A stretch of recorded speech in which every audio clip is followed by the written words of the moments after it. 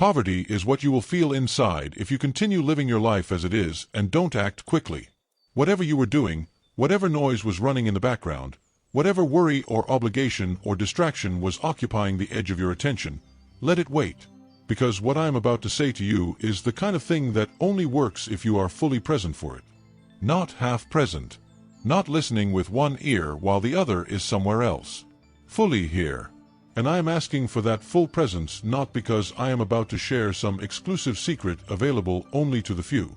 I am asking for it because the thing I am about to tell you has been available to you your entire life, and you have heard versions of it before, and it has not yet fully landed. And the reason it has not fully landed is almost never the quality of the information. It is almost always the quality of the listening. So this time, just this once, I am asking you to listen differently. To listen as if what you are about to hear genuinely has the power to change the next chapter of your life. Because it does. But only if you let it in all the way. Here is what I want to begin with. Most people who say they want to become wealthy and successful are not lying. The desire is genuine. The intention is real. The vision of a different kind of life, more secure, more free, more fully expressed, more aligned with the person they sense they are capable of being, that vision is not a fantasy. It is a legitimate, human, entirely reasonable aspiration. And yet most of those people, the vast majority of them, across every demographic and every level of education and every starting circumstance, will not become wealthy and successful in the way they mean when they say they want it. Not because the goal is impossible. Not because they lack the raw capacity. But because there is a gap between wanting something and doing the specific, daily, non-negotiable things that produce it. And that gap, which sounds simple when described this way, which sounds like something everyone already knows, is, in the lived experience of most people's lives, almost impossibly wide. And today I want to tell you why. And more importantly, I want to tell you what crosses it. Let me say something that I think is true and that I think most motivational content is not quite willing to say directly. Wanting to be wealthy is not enough. Believing you deserve to be wealthy is not enough. Visualizing wealth, affirming wealth, spending time in the company of wealthy people, studying the habits of wealthy people, none of these things on their own is enough. And I am not saying they are worthless. Context matters. Knowledge matters. Inspiration matters. But they are not the work. They are the preparation for the work. And preparation for the work, however thorough, is not the same as the work. The people who become genuinely wealthy, not lottery ticket wealthy, not inheritance wealthy, but built it themselves, sustained it through difficulty, genuinely earned wealthy, those people at some point crossed from preparation into practice. From understanding into application. From wanting into doing. And the crossing of that threshold, which sounds, again, like something simple and obvious, is, in practice, one of the rarest and most demanding transitions a human being can make. I want to ask you something that I want you to answer with complete honesty. Not for me, I cannot hear your answer. For yourself.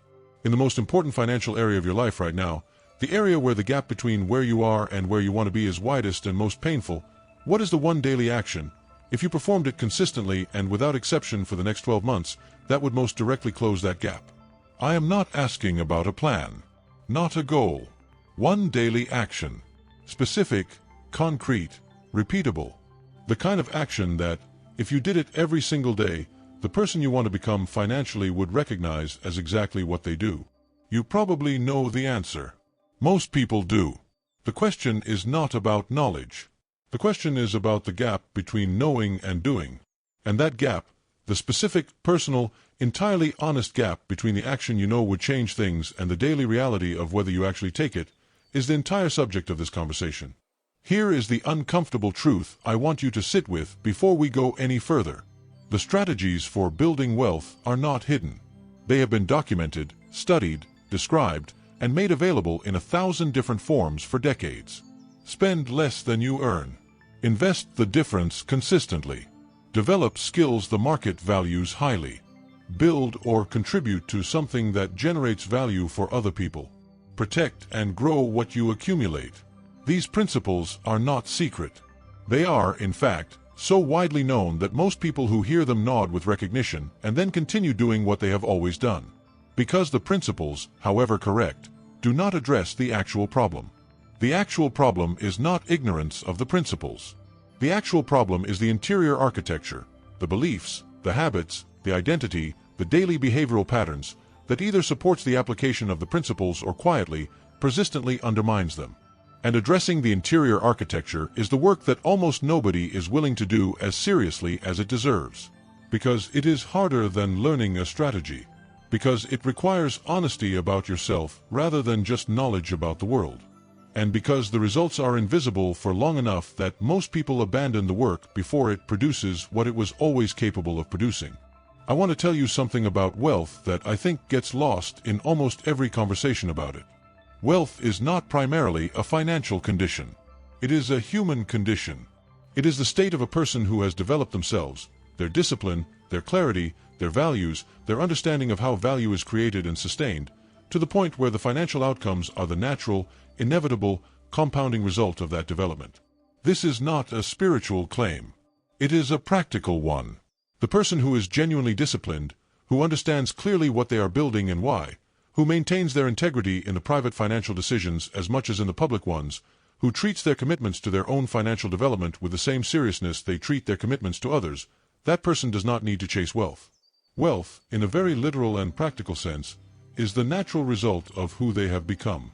And the person who has not yet developed those qualities, however hard they work, however sincerely they want it, will find that wealth, when it occasionally arrives, tends not to stay.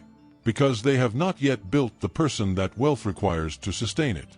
Let me say something about the word wealthy that I think needs clarification, because the word carries so much cultural freight that it often obscures rather than illuminates what people actually mean when they use it. When most people say they want to be wealthy, they do not primarily mean they want a large number in a bank account. They mean something more human than that. They mean freedom. The freedom to make choices based on what they genuinely value rather than on what they can afford. The freedom to provide for the people they love without the chronic anxiety of scarcity. The freedom to pursue work that is meaningful rather than merely compensated. The freedom to give, generously without calculation, because the abundance is genuine and not performed. This is what most people mean by wealthy. And this definition matters because it changes the nature of the goal. If wealth is freedom, genuine, sustainable, values-based freedom, then the path to it is not primarily about accumulation strategies.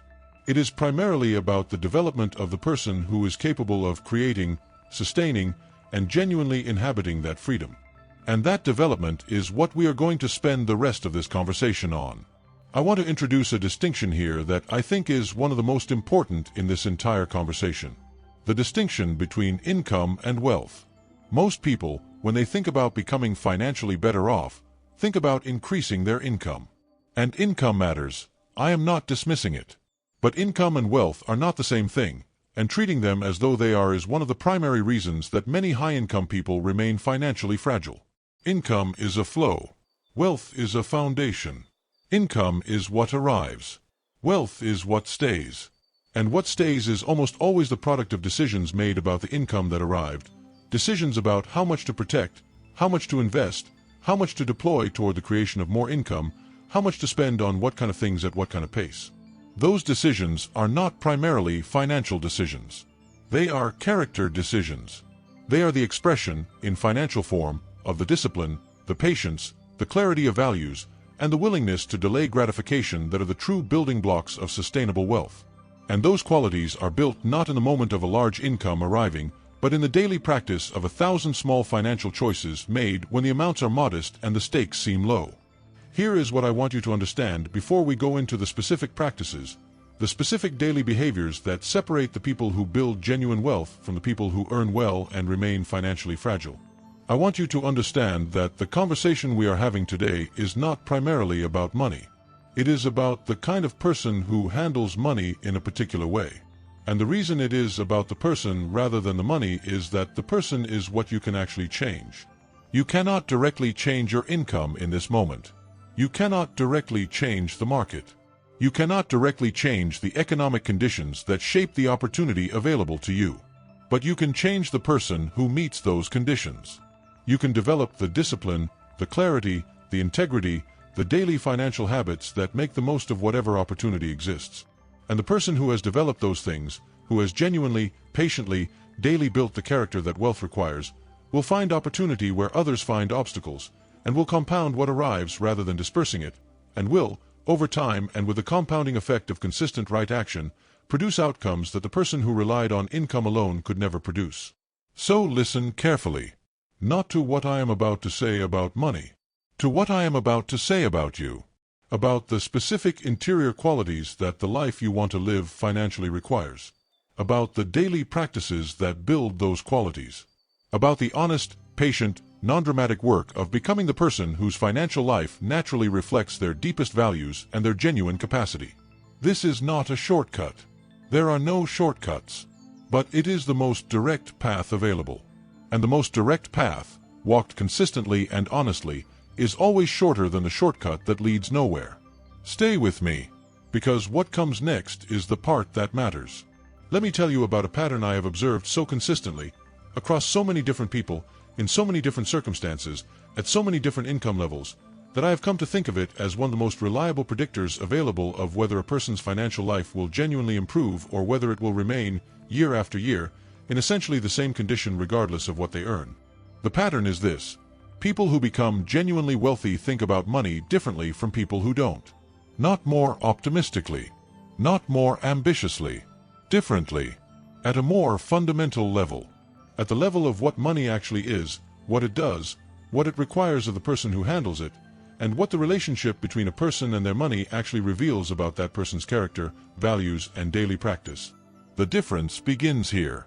Most people think about money reactively. They think about it when there is a problem, when the bill arrives, when the account is lower than expected, when an unexpected expense appears. They respond to money rather than directing it. They manage it in the crisis and ignore it in the calm. And this reactive relationship with money has a very specific and very predictable consequence. The money, whatever arrives, disperses. Not necessarily through recklessness. Often through perfectly reasonable, individually justifiable expenditures that together produce an outflow that consistently equals or exceeds the inflow. The money arrives and then it leaves, and the person is perpetually living in the interval between those two events, perpetually waiting for the next arrival, perpetually managing the discomfort of the gap. This is not poverty. Many people in this pattern earn well. But it is financial fragility. And financial fragility, regardless of income level, is the opposite of wealth. The people who become genuinely wealthy think about money proactively. Not obsessively, proactively. They have a clear, consistent, ongoing relationship with their financial reality. They know at any given point what is coming in, what is going out, what is being protected, what is being deployed, and what the gap between those things is producing. Not because they are accountants or financial experts, most of them aren't, but because they have built the habit of financial attention.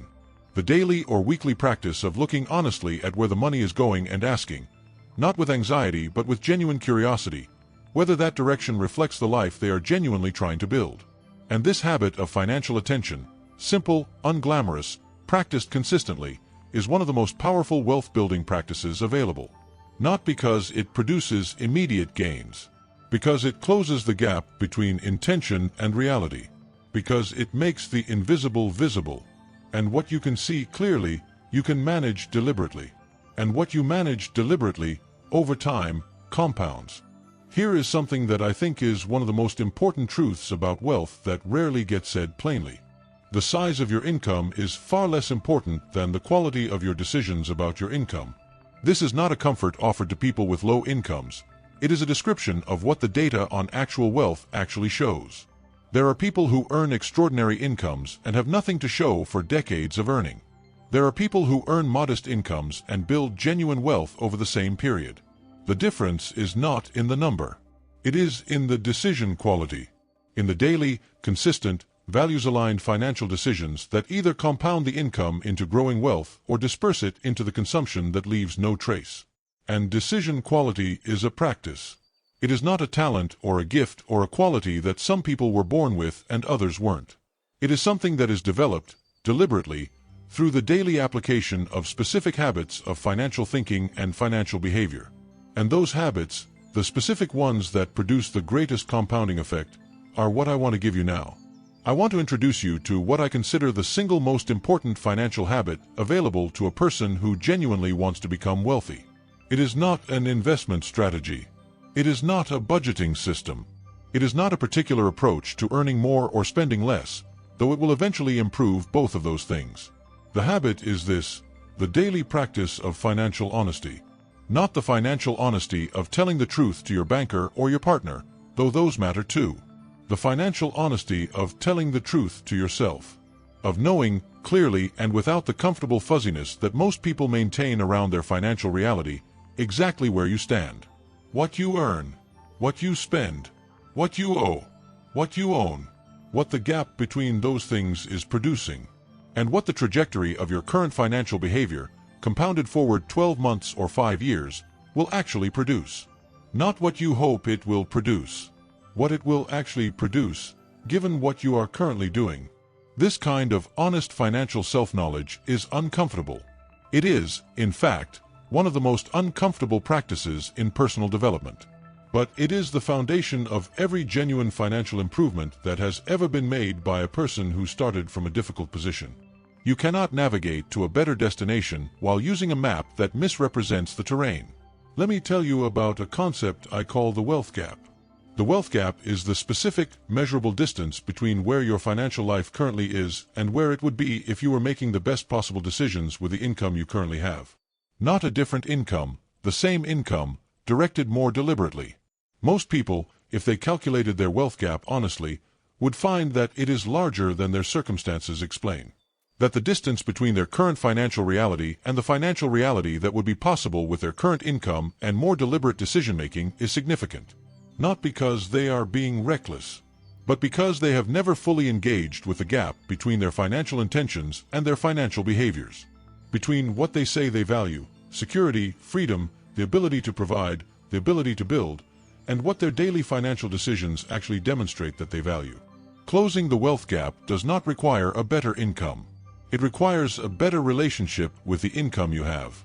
And a better relationship requires honesty, attention, and the daily practice of making financial decisions that reflect your stated values rather than your momentary impulses. Now I want to introduce something that I think is at the very heart of the wealth conversation and that almost never gets discussed in the terms that I believe are most accurate. The term is financial identity. Financial identity is the story you carry about who you are in relation to money. Not the story you tell other people, the story you tell yourself. In the private moments. In the unexamined assumptions that govern your automatic financial behavior. Some people carry a financial identity that says, I am someone who never quite has enough. Whatever arrives, there is never quite enough, and the experience of financial scarcity is somehow fundamental to who I am. Others carry a financial identity that says, I am not really a financial person. Numbers and money and investment decisions are for other kinds of people, and I will manage with what I have and not worry too much about the rest. Others carry a financial identity that says, money is dangerous, having it creates problems, wanting it is morally suspect, and the pursuit of it is somehow at odds with the person I want to be. And these stories, however they were formed, however long they have been carried, are running in the background of every financial decision you make. They are the invisible architecture that determines whether the strategies and the habits and the knowledge you accumulate actually produce results in your life. Here is why the financial identity matters so much and why I want to spend time on it before we discuss specific practices. A strategy, applied by a person whose financial identity is inconsistent with the outcome the strategy promises, will not hold. Not because the strategy is wrong. Because the identity will override it.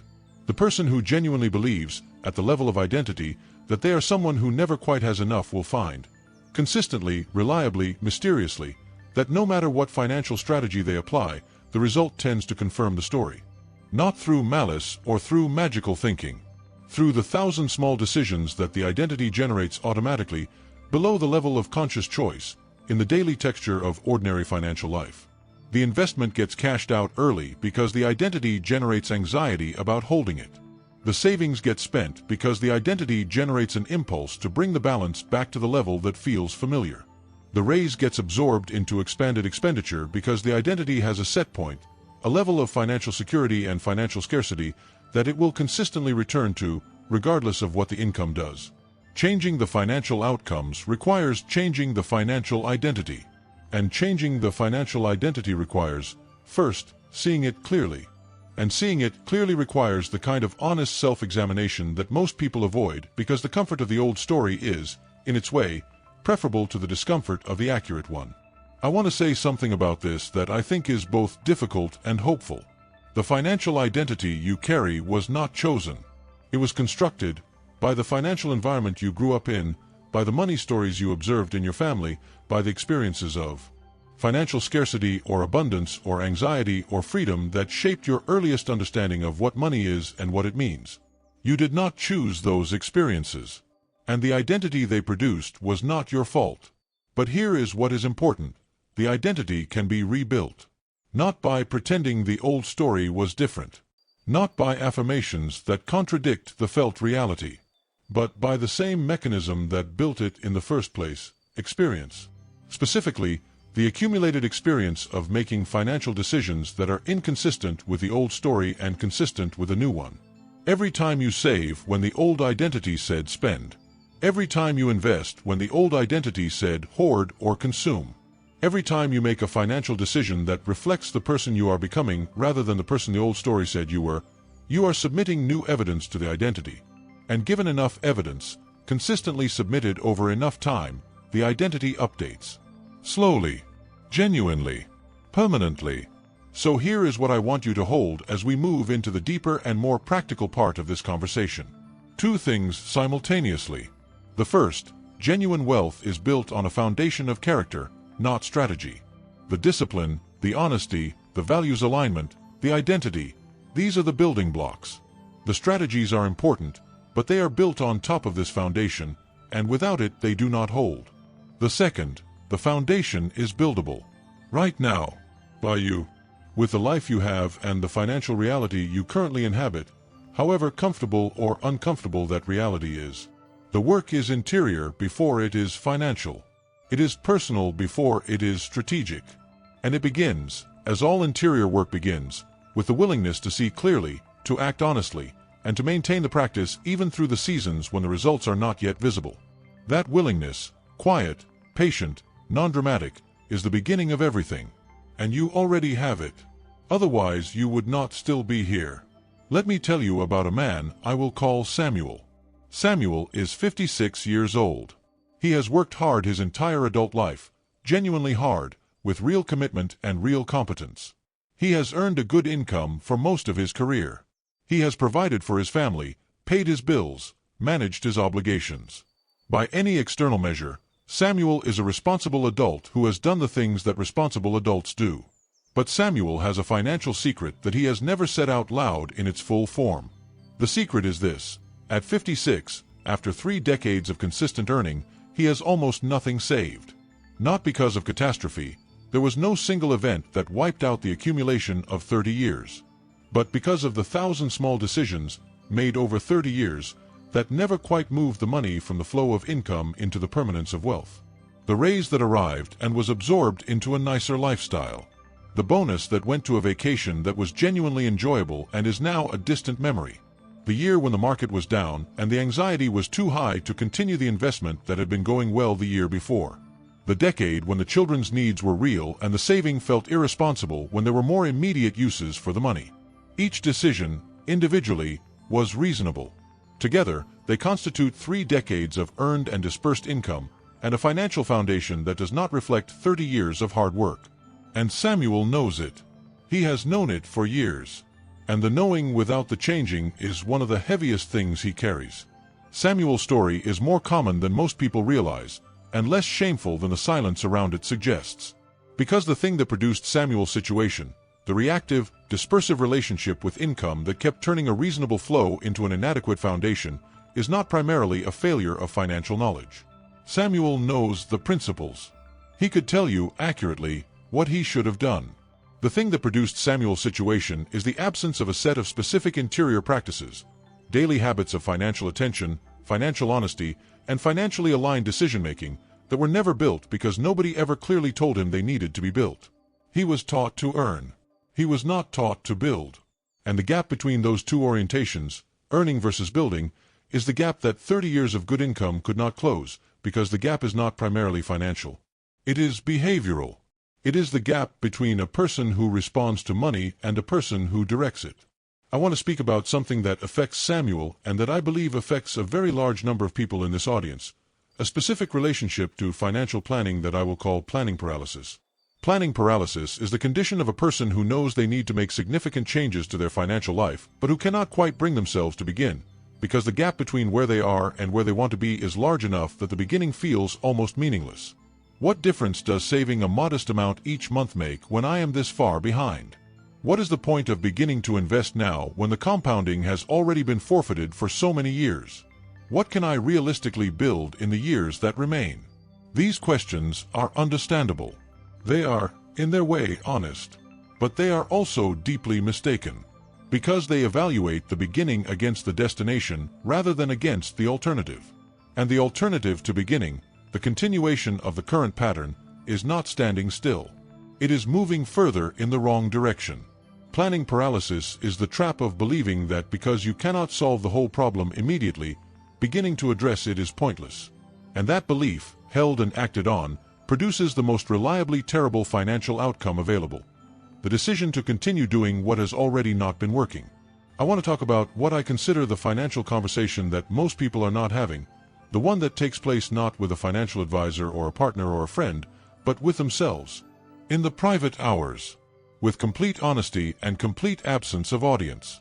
The conversation about what they actually believe about money, not what they say they believe. What the pattern of their financial behavior, examined honestly over the past 5 years, reveals they actually believe. Because the behavior is always more honest than the stated belief. A person who says they believe in saving and who has not saved consistently in 5 years does not actually believe in saving, not at the level that governs behavior. They believe in saving as an idea. They believe in saving as something they plan to begin. But the behavioral belief, the belief that actually drives the daily financial decision-making, is something different. Something more comfortable, more familiar, and considerably less aligned with the financial life they say they want. This conversation, the honest examination of the gap between the stated financial belief and the behavioral financial belief, is the most important financial conversation most people will ever have. And almost no one is having it. Let me tell you about a woman I'll call Grace. Grace is 48 years old. She earns a solid professional income, more than enough, by any objective measure, to build genuine financial security. But Grace has a pattern that she has observed in herself for years without quite knowing how to address it. Every time her financial situation improves, a raise, a bonus, a better position, her spending expands to match the improvement within a matter of months. Not extravagantly, reasonably. A nicer apartment because she can now afford it. Better food because she values nutrition and can now support it. Travel that she has always wanted to do and can now afford. Each expansion individually is entirely reasonable. But together they form a pattern that has kept her financial security exactly proportionate to her current income, which means it has kept her financially fragile. Because when the income doesn't grow, or grows more slowly than expected, or stops temporarily during a transition, the expanded lifestyle has no buffer. And Grace has found herself, at 48, with a good income and a sophisticated lifestyle and almost no financial cushion. Not because she is reckless. Because she has never consciously interrupted the automatic expansion of lifestyle that absorbs every improvement in income before it can become wealth. The name for Grace's pattern is lifestyle inflation. And it is, I believe, one of the most widespread and least discussed financial challenges available to people who earn reasonable or good incomes. It operates almost entirely below the level of conscious decision. It is the natural human tendency to expand comfort proportionally to expanded means, a tendency that is not pathological, not irresponsible, not evidence of poor character. It is simply human. But it is also, left unexamined and uninterrupted, the most reliable mechanism for converting income into consumption rather than income into wealth. The interruption of lifestyle inflation requires a specific kind of financial intention, the deliberate, pre-committed decision to direct a specific portion of every income increase into wealth building before the lifestyle has a chance to expand into it. Not after the lifestyle has adjusted. Before. The moment the income increases, the wealth allocation increases proportionally. And the lifestyle is allowed to expand only with what remains. This sequence, wealth first, then lifestyle, is the reversal of the default. And the reversal of the default is the intervention. I want to speak about something that I think is at the very root of most financial difficulty, something that underlies lifestyle inflation and planning paralysis and the reactive relationship with money and all of the other patterns I have been describing. And that something is the absence of a clear financial purpose. Not a goal, a purpose. A goal is a destination. I want to have a specific amount saved by a specific date. A purpose is a why. The reason the destination matters, connected to the deepest values and the most genuine vision of the life you are trying to build. Most people have financial goals, at least intermittently. Very few people have a clear, deeply held, personally meaningful financial purpose. And the difference between a goal and a purpose is the difference between a reason to begin and a reason to continue. Goals produce motivation in the short term. Purpose produces persistence across the seasons when the motivation is low and the results are invisible and the old patterns are pulling most strongly. The person who knows why they are building wealth, who can articulate, in specific and personal terms, what the wealth is for and what it protects and what it makes possible, that person has a reason to continue that is not dependent on the weather of their mood or the visibility of their progress. They have a North Star. And North Stars do not require favorable conditions to be useful. I want to address something directly, because I think it is present for many people in this audience and it deserves a direct response. The sense, sometimes quiet, sometimes acute, that the opportunity to build genuine wealth has passed. That the compounding that would have been possible at 30 is no longer available at 50. That the financial decisions made in the years that have passed have produced a reality that is now fixed, and the remaining years are for managing that reality rather than transforming it. I want to speak to this sense with complete honesty.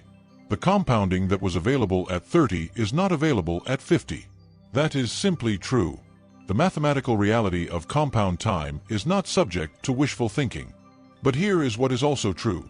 The wealth that is possible in the years that remain, built by a person who genuinely, daily, consistently applies the practices I am describing, is not negligible. It is not a consolation prize. It is a genuine opportunity, built on a foundation of lived experience and hard-won understanding that the 30-year-old starting from scratch does not possess. And the person who begins at 50 with that foundation, and who applies it with the full seriousness it deserves, can build something in the next 20 years that will matter, to themselves, to the people they love, and to the legacy they leave. Not everything they could have built starting earlier. Something real. Something genuine. Something theirs.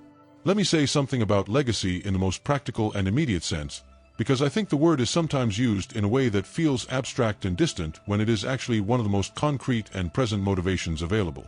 Financial legacy is not primarily about what you leave behind when you are gone. It is about what you demonstrate while you are here. The parent who builds genuine financial security, who earns and saves and invests and builds with consistency and discipline, is not just providing for their family's future. They are providing their family with a living model of what financial maturity looks like. They are showing their children, by daily example rather than by instruction, what the relationship between a person and their money looks like when it is healthy. What financial discipline looks like. What delayed gratification looks like. What it means to value the future as much as the present. And that demonstration, worth more than any inheritance, is available to you right now. Not once you have achieved the financial outcome you want. In the daily practice of moving toward it. The building is the legacy, not just the thing built. Here is what I want you to hold going into the second half of this conversation. Two people can have identical financial circumstances, identical income, identical debt, identical starting point in every measurable way, and produce completely different financial outcomes over the next 10 years. Not because of luck. Not because of talent. Because one of them began, on a specific ordinary day, to build the interior practices that the financial life they wanted required, and continued building them. Daily. Through the good weeks and the difficult ones.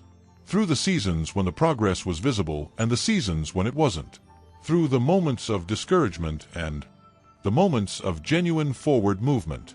One of them began and continued, and the compounding did what compounding always does. And the other one, who had the same income, the same knowledge, the same awareness of what needed to change, continued to understand without applying. And the 10 years passed. And the gap between them, which was 0 at the beginning, became unmistakable. That choice, to begin and to continue, is the only difference that ever matters. And it is available to you right now, on this ordinary day. To begin, I want to talk about the specific practices that build genuine wealth, not just financial practices, but the interior daily habits that make the financial practices possible and sustainable. Because the financial strategies without the interior habits are like seeds planted in soil that has not been prepared. They may take briefly. They will not compound. And I want to go through these practices with the kind of specificity that I think serves you better than inspiring generality, because inspiring generality is what most people have already had more than enough of, and what they actually need is the specific, personal, applicable detail that makes the practice real in the actual texture of their daily lives. The first interior habit that produces wealth is what I call financial attentiveness. Financial attentiveness is the daily practice of being in honest, clear, non-anxious relationship with your actual financial reality. It is knowing, at any given point in the week, what is coming in, what is going out, what the balance of each account is, and whether the direction of the money is aligned with the life you are building. Not obsessively, not anxiously, attentively. The way a gardener is attentive to their garden, not stressed about each individual plant, but genuinely, consistently aware of the overall state of the growing things and what they need. Financial attentiveness is practiced through a weekly financial check-in, 15 minutes, once a week, reviewing the actual numbers without judgment and with genuine curiosity. Where did the money go this week? Does that direction reflect the priorities I say I have? Is there one small adjustment I can make next week that would move the money more deliberately in the direction I actually want? 15 minutes. Every week. Without exception. And the cumulative effect of this attentiveness, of never going more than 7 days without an honest look at the financial reality, is that the reactive, disperse, anxiety-driven relationship with money gradually gives way to something more deliberate, more intentional, and considerably more productive. The second interior habit is what I call the wealth-first principle. The wealth-first principle is simple in its statement and demanding in its application. Before any money is allocated to any expenditure, a specific predetermined percentage is directed to wealth building. Not what is left over after the expenses. Not what feels comfortable after the lifestyle needs have been met. The first allocation. Before the lifestyle. Before the discretionary spending. Before the money has had the chance to become absorbed into the default outflow. The wealth-first principle does not require a large percentage. It requires a consistent one. Even a modest consistent allocation, maintained without exception across years, produces compounding that a larger inconsistent allocation cannot match. And the discipline of maintaining the wealth-first principle, of treating the wealth allocation as non-negotiable rather than as the residue of the spending, builds, over time, a specific quality of financial character that is itself one of the most valuable assets a person can possess. Because the person who has proven to themselves, through years of consistent practice, that they can maintain a wealth-first commitment through good seasons and difficult ones, that person has built a kind of financial self-trust that changes the relationship to every financial decision that follows. The third interior habit is what I call clarity of financial purpose. I touched on this earlier, the distinction between a financial goal and a financial purpose, and I want to go deeper into what it looks like in practice because I think it is underutilized and underappreciated in its power. Clarity of financial purpose means having written, specific, personally meaningful answers to these questions. What is the financial life I am genuinely trying to build? What will it make possible that is not currently possible? Who will it protect and serve? What will it allow me to do, give, become, and contribute that I cannot currently do, give, become, and contribute? Not abstract answers, personal ones. Specific enough that when the wealth-first allocation feels like a sacrifice on a difficult month, the purpose is vivid enough to make the sacrifice feel like what it actually is: investment. Not deprivation. Investment in the specific, named, genuinely valued future that the allocation is building. This clarity does not appear automatically. It is constructed, through deliberate reflection, through honest examination of what you actually value, through the willingness to name what you are building and why it matters. But once constructed and genuinely held, it becomes one of the most durable motivational resources available. The fourth interior habit is what I call financial integrity. And by this I mean specifically the alignment of your financial behavior with your stated financial values. The closing of the gap between what you say you believe about money and what your actual daily financial behavior demonstrates you believe. This is harder than it sounds, because the gap is often invisible. We are excellent at constructing narratives about our financial behavior that make it feel more aligned with our stated values than it actually is. The practice of financial integrity requires a specific kind of honest self-examination, the willingness to look at the last 30 days of financial behavior, not the plan, not the intention, the actual behavior, and ask whether it reflects the person you say you want to become financially. Not with condemnation, with curiosity, and with the commitment to close, by 1 degree, the gap between the two. Financial integrity does not require perfection. It requires honesty. And honesty about the gap, applied consistently across months and years, gradually closes it, producing a person whose financial life is genuinely congruent with their stated values, and whose financial results therefore naturally reflect what those values, properly applied, are capable of producing. I want to speak about something that I think is one of the most powerful and one of the most practically overlooked wealth-building practices. And that is the deliberate, ongoing development of what I call income-earning capacity. Not just working harder in the position you currently occupy. Deliberately, consistently building the skills, the knowledge, the relationships, and the reputation that make you capable of generating more value, and therefore more income, than you currently generate. Most people treat their career or their professional development as something that happens to them rather than something they actively and deliberately build. They respond to opportunities when they appear, but do not consistently invest in the development that makes better opportunities appear more frequently. And this passive approach to earning capacity is one of the primary reasons that the income stagnates while the lifestyle doesn't, producing the squeeze that keeps people financially fragile regardless of what they currently earn. The deliberate development of income earning capacity, treating yourself as an appreciating asset rather than a fixed resource, is the other side of the wealth-building equation. You protect and grow what you accumulate. You also grow the capacity to accumulate more. And both of these require the same thing: deliberate, consistent, non-negotiable daily investment. Let me come back to Samuel, because his story has a second chapter that I think is instructive in a specific way. At 57, Samuel had a conversation with himself, honest, private, without audience, that he had been avoiding for years. Not a long conversation. Not a dramatic one. 15 minutes, alone, with a piece of paper and a pen, during which he wrote down the honest answers to 3 questions. Question 1. What has my financial behavior over the past 10 years actually been building? Not what I intended it to build. What has it actually been building? Question 2. If my current financial behavior continues unchanged for the next 10 years, where will I be at 67? Not where I hope to be. Where will I actually be, given what I am currently doing? Question 3. What is the one change, the single most important adjustment to my current financial behavior, that would most directly begin to close the gap between those 2 pictures? The answers to the first 2 questions were uncomfortable. But the answer to the third question was clear. And the clarity, once he allowed himself to see it without flinching, was the beginning. What Samuel did with that clarity was not heroic. He did not immediately restructure his entire financial life. He made one change. Modest, specific, non-negotiable. He committed to directing a fixed percentage of every paycheck to a savings account before any other allocation was made. Not a large percentage. He could not manage a large percentage given his current obligations. But a consistent one. And he set up the transfer automatically, so that it happened without requiring a decision each pay period.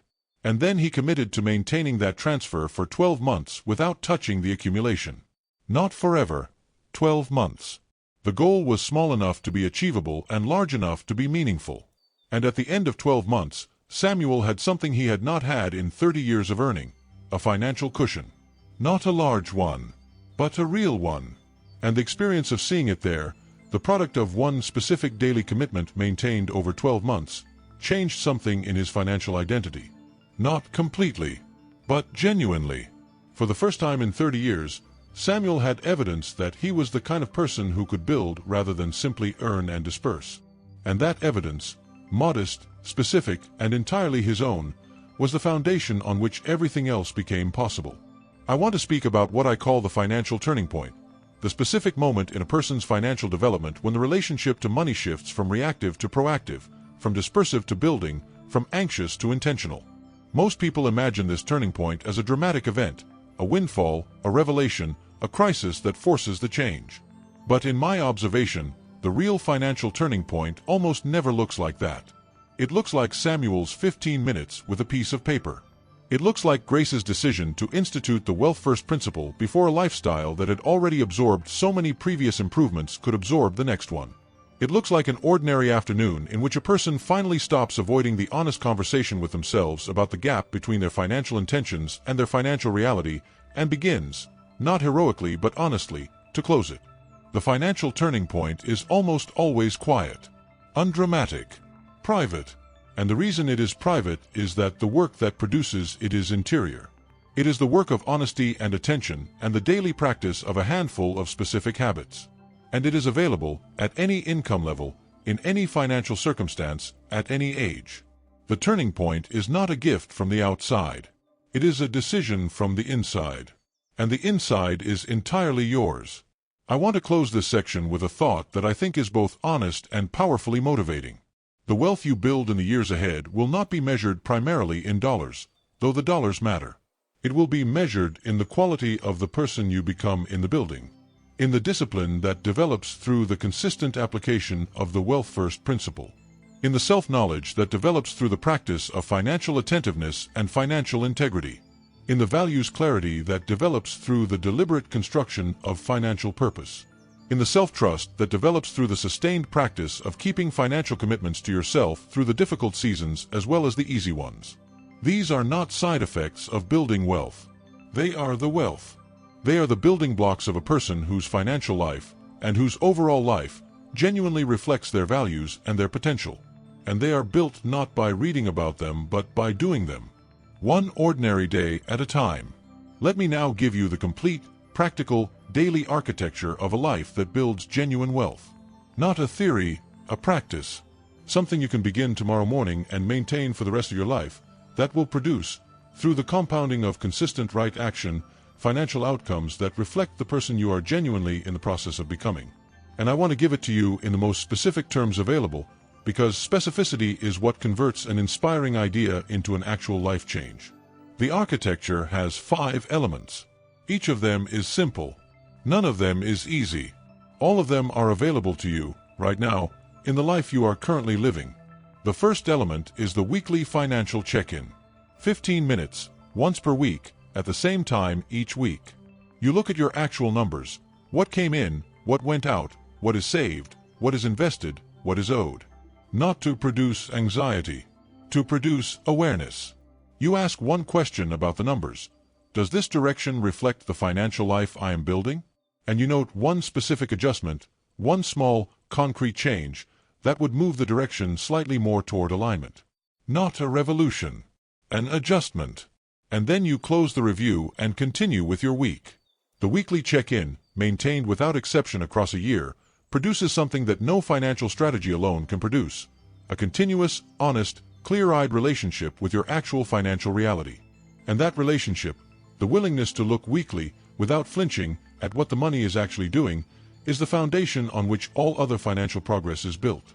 The second element is the wealth-first automation. Before any paycheck is allocated to any other purpose, a specific predetermined percentage, even if initially modest, is automatically directed to a wealth-building account. Not transferred manually. Automated. So that the decision is made once and then maintained without requiring willpower each pay period. The percentage matters less than the consistency. Begin with whatever percentage is genuinely sustainable. Even 2 or 3% is a beginning, and commit to increasing it by 1% each quarter as the lifestyle adjusts. The automation removes the moment of choice that the old financial identity would use to redirect the allocation. It makes the wealth-first principle structurally enforced rather than willpower dependent. And structural enforcement is always more reliable than willpower, particularly in the early stages of building a new financial identity. The third element is the purpose statement. Written, specific, personally meaningful. The answer to the question, what is the financial life I am building and why does it matter to me personally? Not a vague aspiration, a specific description of the freedom, the security, the capacity to give, the ability to provide, the quality of daily life that the financial building is designed to produce. Written in the present tense, as though describing the life you are already in the process of inhabiting. Not a fantasy, A genuine, achievable description of the financial life that consistent application of the first two elements will produce over time. The purpose statement is reviewed monthly, not as a performance ritual, but as a genuine reorientation. A reminder of why the Wealth First allocation was made, of why the weekly check-in is worth the 15 minutes, of why the practice matters on the Tuesday mornings when it does not feel like it matters. The purpose is the anchor. And the anchor is what keeps the practice in place through the seasons when the motivation is not. The fourth element is the financial integrity audit. Once per month, perhaps on the same day as the monthly purpose statement review, you spend 20 minutes looking at the past month's financial behavior with one specific question. Where was my financial behavior aligned with my stated values, and where was it not? Not a global assessment, specific behaviors.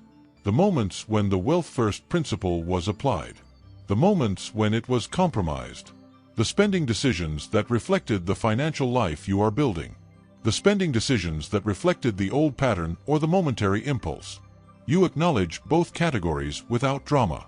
You note what the misaligned behaviors suggest about a specific adjustment needed next month. And you continue. The financial integrity audit, performed monthly, produces a kind of financial self-knowledge that is impossible to achieve through any other means. A clear, honest, specific understanding of the gap between your financial intentions and your financial behavior, and the patient, monthly narrowing of that gap. The fifth element is the income development practice. A specific, regular, non-negotiable investment in the development of your capacity to generate value, and therefore income. Not a vague commitment to keep learning.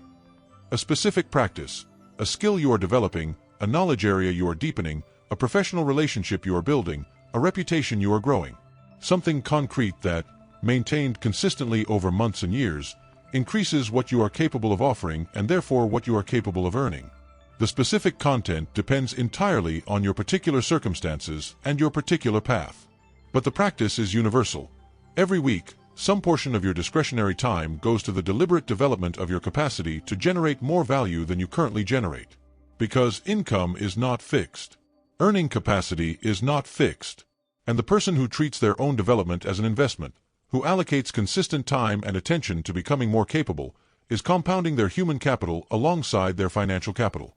And the two together, compounded over years, produce outcomes that neither alone could generate. I want to speak about what happens when these 5 elements are practiced consistently over time, not dramatically, not instantly, but with a patient, faithful consistency that the law of compounding requires. What happens is this: the financial anxiety diminishes. Not because the financial situation has necessarily changed dramatically yet. Because the relationship to the financial situation has changed. The person who checks in weekly and knows their numbers clearly lives in a different relationship to their financial reality than the person who avoids looking. The person who makes the Wealth First allocation automatically lives with a different quality of financial security, even when the allocation is initially modest, than the person who disperses everything and hopes for a better month next time. The person who reviews their purpose monthly maintains a quality of financial intentionality through the difficult seasons that the person without a purpose statement cannot sustain. And these changes, in relationship, in security, in intentionality, are not just preparatory.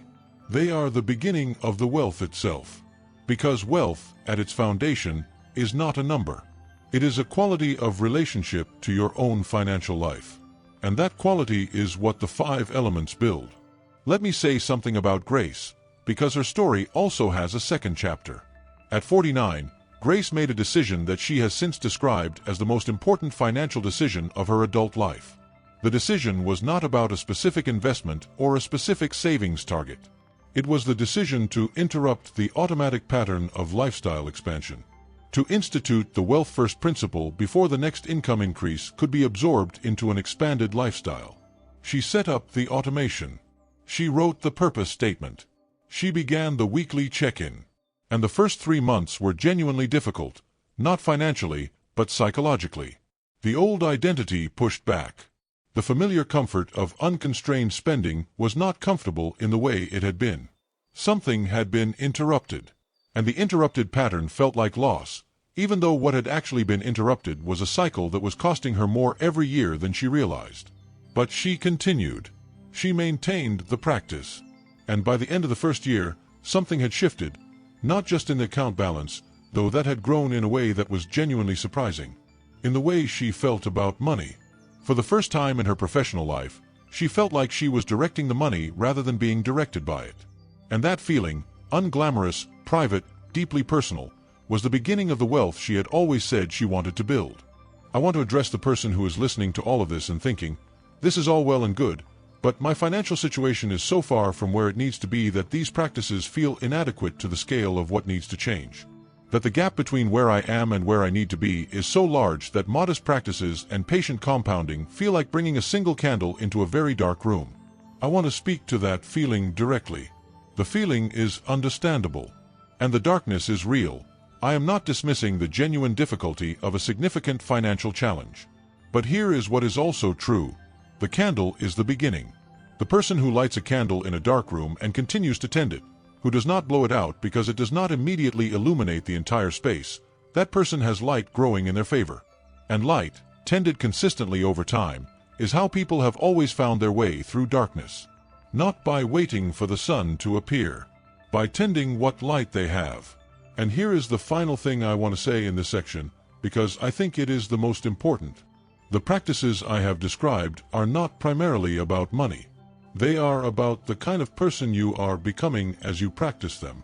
The discipline of the Wealth First principle is teaching you something about your capacity for delayed gratification. The honesty of the weekly check-in is teaching you something about your capacity for financial self-knowledge.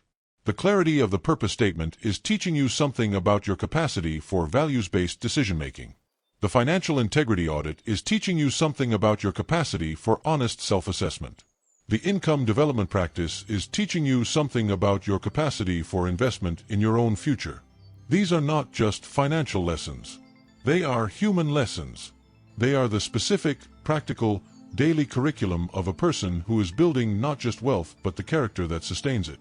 And the character, once built, sustains everything else. Not just the wealth. Everything. I want to come back to Samuel one final time. Because by 60, 3 years into his practice of the 5 elements, Samuel had something that he had not had in 30 years of earning. A genuine foundation. Not a large one by the standards of the financial media, but real. Built by his own hand. Sustained through his own discipline. A financial cushion that had grown from the modest consistent allocation he had begun at 57 into something that, for the first time in his adult life, represented actual security rather than the performance of it. And more important than the number, more important than anything the account balance could express, was what Samuel said when I asked him how it felt. He said, "I feel like I finally understand what I was doing wrong. Not the financial part. I always knew the financial part. I understand what I was doing with myself." And that is the insight I want to offer you as we move toward the close of this conversation. The financial understanding was always available. The missing piece was the self, the interior, daily, non-dramatic work of building the person whose financial life could reflect what they actually valued. I want to speak directly to the person in this audience who is in the most difficult financial position, the one for whom the gap between where they are and where they need to be is not a matter of better allocation of a comfortable income but a matter of genuine financial stress. The person who is not managing lifestyle inflation but managing the anxiety of not having enough for the basics. I do not want to minimize what you are facing. And I do not want to suggest that the practices I have described will resolve a genuine financial crisis in the short term. They will not.